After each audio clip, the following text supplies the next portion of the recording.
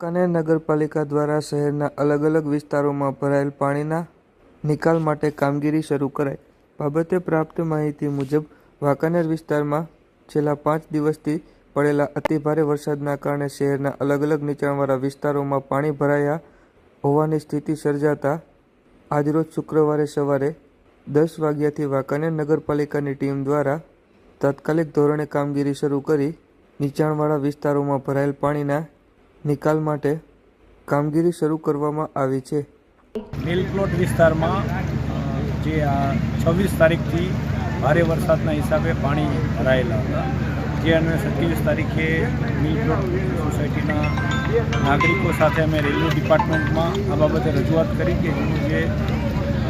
Bypass મોરબીવાળા track ઉપર જે નાલું હતું બંધ છે એ ખોલવાની હતી, પરંતુ એમના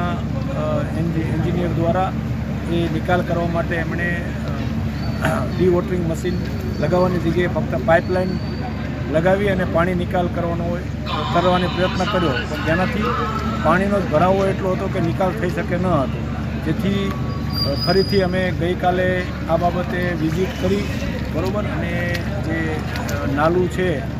એ ખોલાવવા માટેની પ્રક્રિયા હતી, એમાં રેલવે ડિપાર્ટમેન્ટ દ્વારા આજે ખોલી નાખવામાં આવ્યું છે અને ત્યાં નગરપાલિકા દ્વારા પાઇપ નાખી દેવામાં આવશે. અત્યારે જે પ્રકારને ફ્લો જઈ રહ્યો છે એટલે 5 કલાકમાં પાણી નિકાલ થઈ જશે.